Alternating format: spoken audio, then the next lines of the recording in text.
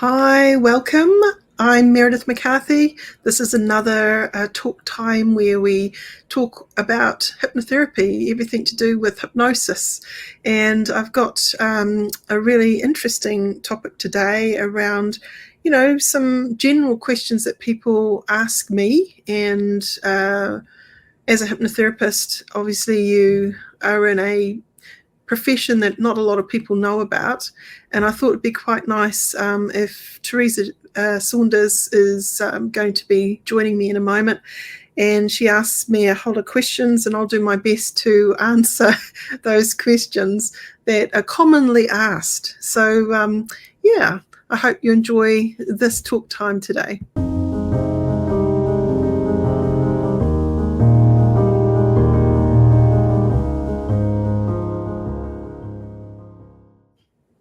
Hi, Teresa. How are you? I'm good, thank you. Thank you for inviting me along this week. And like you were saying, we're going to have a little bit of a change up again this week. We're going to have a bit of a Q&A time, aren't we? Yes. About hypnotherapy, and if people have wondered what hypnotherapy feels like, or how it can help with stress and anxiety, or smoking, weight management, etc. So what's your first question for me? Okay, so I'm going to start with the basics. What exactly is hypnotherapy? Well, first of all, it's natural. We go in and out of hypnosis all throughout our days. When we daydream, we actually are using a hypnotic mind. Our brain waves do actually change. So we go into theta and alpha waves. Without getting too much into that, we're more open to suggestion. We're very focused when we're in a hypnotic state, and that makes it really good for therapy. When you go to a movie, you suspend disbelief for a little while, so you sort of are tranced out in a way. Your time disappears, and you might be there for 3 hours and it feels like a moment. You become suspended into the drama as if it's real. So there's a part of you that takes on board that suggestion quite readily.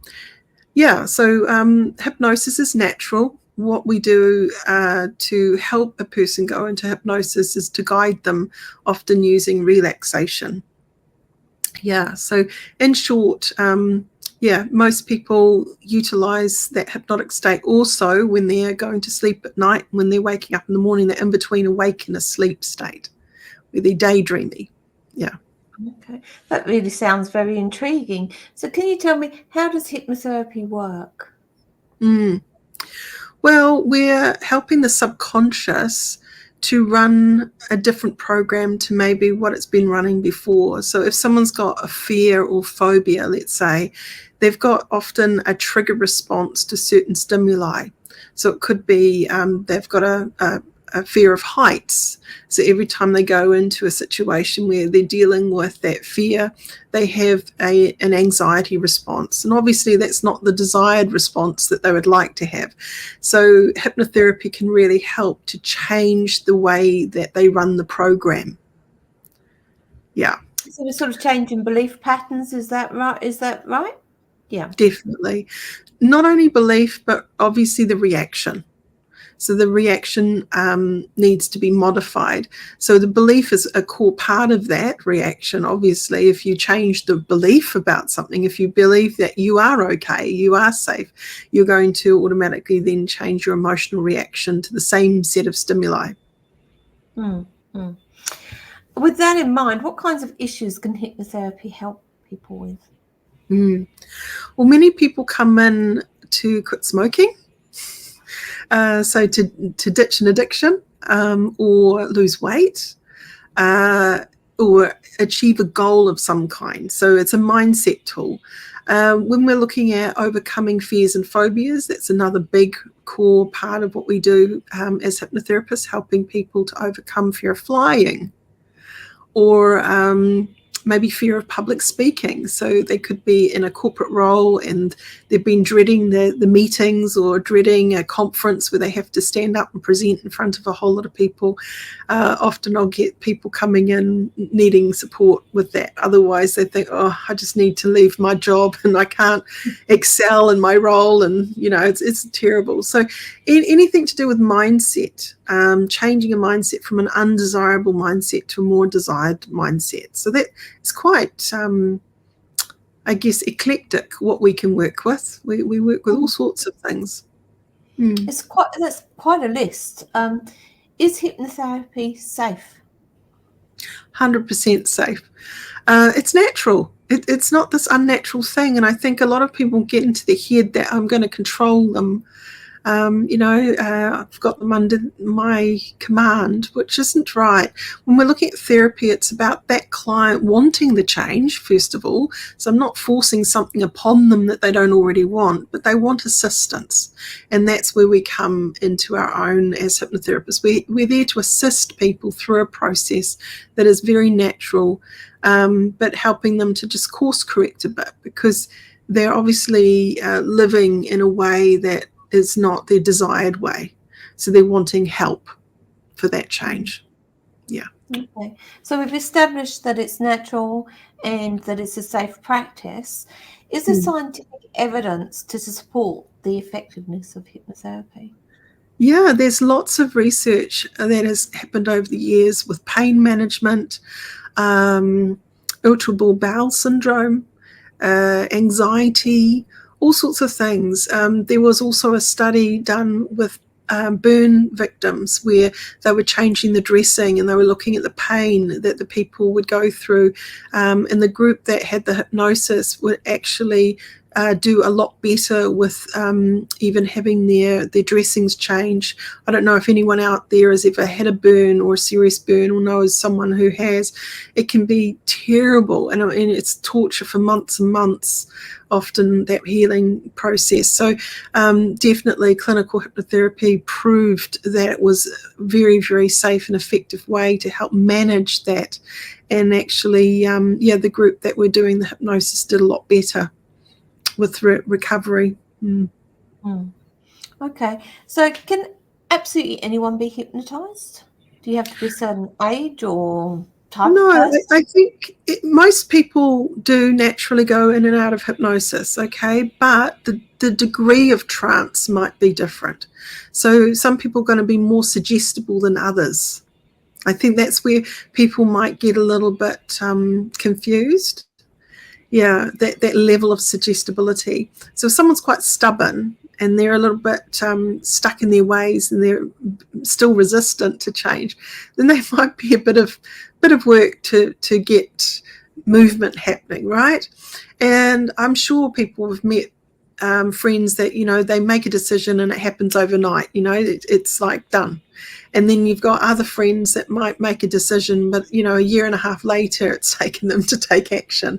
Well, welcome to the client. Like the client's going to take as long as they choose to take. So sometimes you will get people who are fighting or a little bit more resistant to being hypnotized in a clinical space. But when they're ready, things happen, things can change. But that level of trance, that level can depend also on how comfortable the client is with you. So building rapport is a big part of a client session. So if someone trusts you, they're more likely to follow that suggestion and surrender into that suggestion. Yeah. Okay, and here's a curly one for you. What does it feel like to be hypnotized? I think the nicest way is that everyone is different. But a lot of people might sort of say it's a bit daydreamy. So it's almost like they go away with their thoughts, come back to my voice, go away with their thoughts, come back to my voice. But they're kind of semi-focused, but they don't have to be fully focused all the time. So it's like when you're driving from A to B, you don't have to remember the whole drive or be aware of all of it consciously. Your subconscious is still driving safely from A to B. So while I'm talking through something with someone, even if they drifted off for a moment, there's another part of their brain, the subconscious, that's still listening and is still going to take on board those suggestions and work on them in the background. Yeah, a lot of times people feel like they can't remember a lot, but I might jog them. So, oh, do you remember that when I said da-da-da? Oh, yeah, actually I do now. Or they go, no, I can't remember a thing. But when they think about dreams, like how many dreams have you woken up from and you've remembered the dream for a little while and then you've gone to tell it again, it's gone? It could be a bit like that. Oh, I know that I've dreamt that night and can't recall any of it, but I know I had a dream and it was a good dream. But yeah. So some people do that, and other people, so it's hypnotic amnesia. They actually don't remember it all. But that's okay. It doesn't mean it's not working. And it doesn't mean they're asleep either. I think that's a little bit of a false myth there, that they've gone to sleep, but they haven't really. They've just gone into a very deep, resourceful state of mind, where they're more open to suggestion, and the inner critic has taken a back seat and they're just kind of, going with it. Okay, so if I come along for a session, will I lose control during hypnotherapy? No.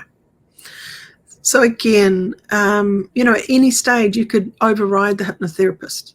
You could open your eyes if you want. You can move and do the opposite of what they asked you to. At any time, you are still in command of you.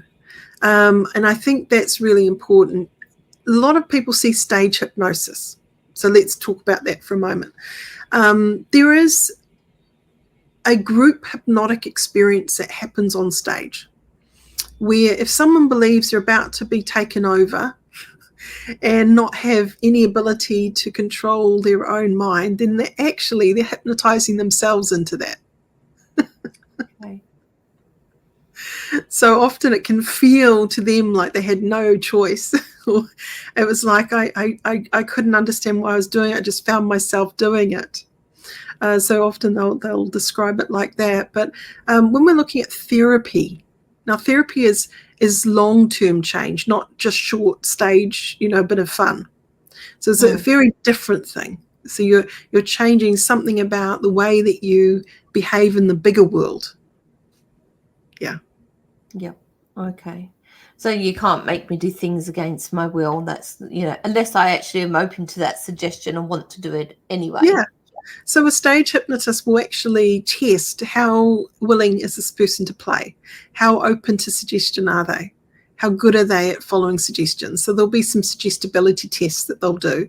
Like a normal one would be clasping the hands and focusing on them and imagine that they're stuck. And the more you try and pull them apart, the more stuck they become and things like that. And you can see a person, really kind of finding it quite perplexing, and that's a person that we want to use on stage because they're very open to that instruction. They can follow instruction and they can engage their focus and imagination. Okay. So how many hypnotherapy sessions would I need? It depends on the person and it depends on the issue. So some people will literally come in for one session. Let's say it might be a fear of flying and they just need the one session and that's one and done. But some people who come in for flying might need 3 or more, depending on the person, depending on who they are, what their history was, where they're really at, and their willingness, again, to trust in themselves. Because quite often there might be a long time between when they're coming to see you and when that next flight is. So they haven't tested it yet, but they might still be nervous it might not work. So for their sake, they might come in for some sort of building sessions in between. When we're looking at sleep hypnosis, like people who have got insomnia, again, they're sleeping from that night on, fine. If it's a little layered, there might be some other things that they need to resolve and work through that could be keeping them up at night. So quite often the symptom is not necessarily the cause. So we're looking at what is the cause here, and if you can create enough rapport, if you've got time with the client to work that out in that first session, then you're well ahead. But for some clients, it might take a number of sessions to really unwrap and understand what's really going on here. Mm-hmm. And after a session, what would I expect to feel?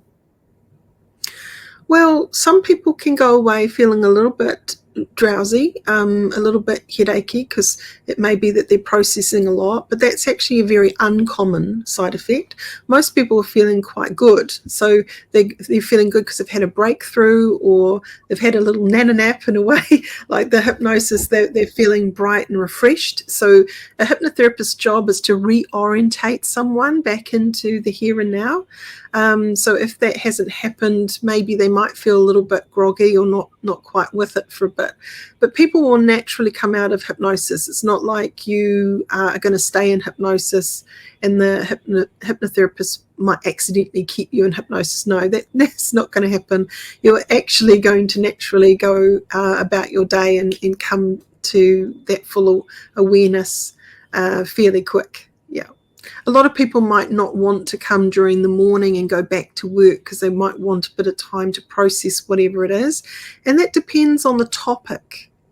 So if you're coming in and you're doing some trauma work with me and you don't feel like you really want to go back to a busy workplace, it's a bit stressful after, use your judgment. That client might come later in the afternoon and then go home after that, just to give themselves some space.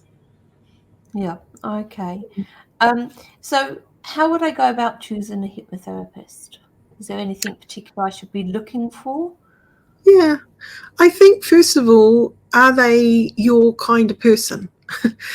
You need to feel like you could relate to them. So have a look at the website. What are they saying about themselves? Do you feel comfortable with what they're saying? What have they done to qualify? And are they with an association that recognises their qualifications? So it is, good to kind of check these things out, because there are courses that a person might do. And they, after one weekend, they call themselves a clinical hypnotherapist, and it's not really great. So when someone's done a diploma, they've done a lot more.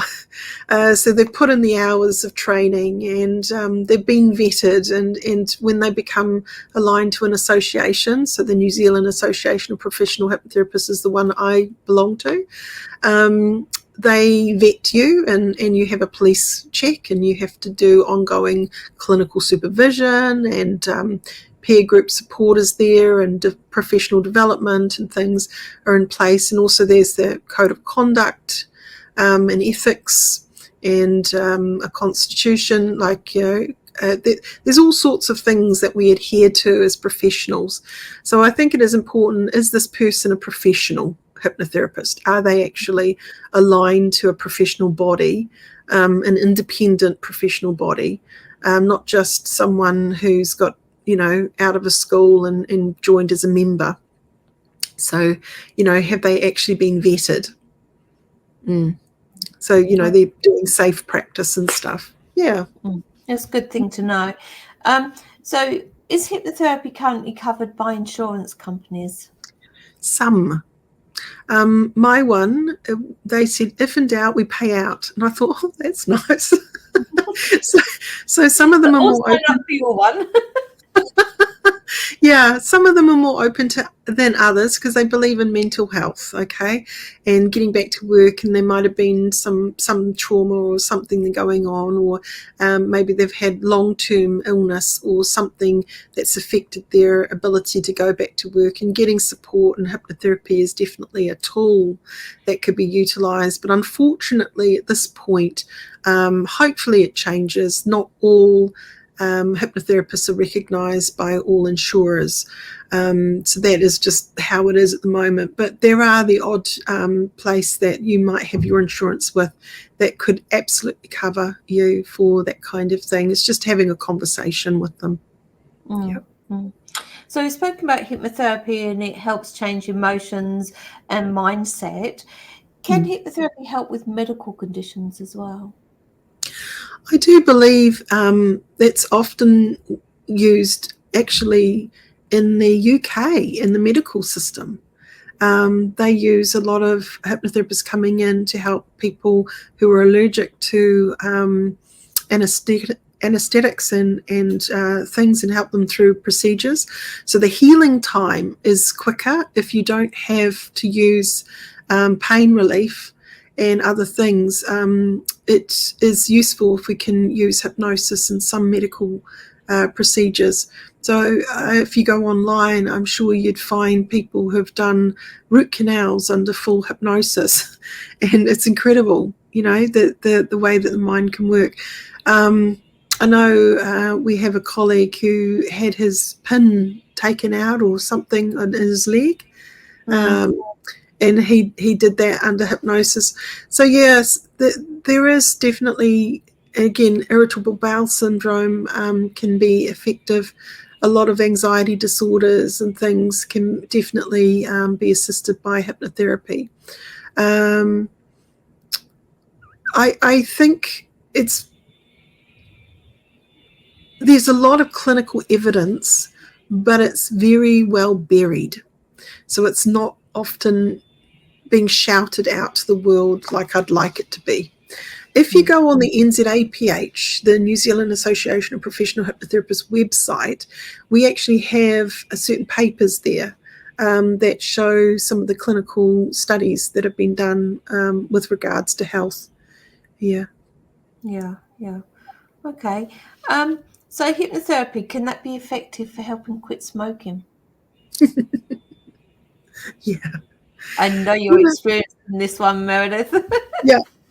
So for years, when I was working at the Quit Line in New Zealand, if people aren't familiar with it, it was a service that was there to help people to quit smoking, and you would be on the phones and you'd be talking people through a quit plan, and you would assess them for what we call NRT, nicotine replacement therapy, so nicotine patches, gum or lozenge. And you would send out the scripts and they would go and do that, and you would give them a call and see how they were going and so on. So with me, I understand the power of a story and the power of conversational hypnosis. So a lot of those sessions that I had when I was working for the Quit Line were very hypnotic in nature. And I really enjoyed helping a person shift their mindset just by asking them key questions in a clever way.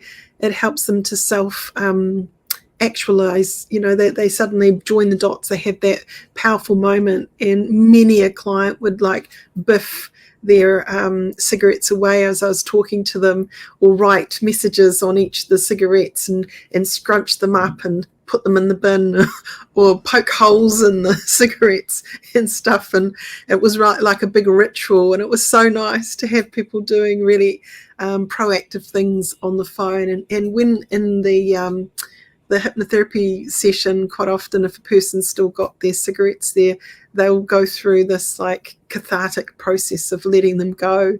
I just love that empowerment moment. But yeah, over the years, I've helped a lot of people quit smoking forever.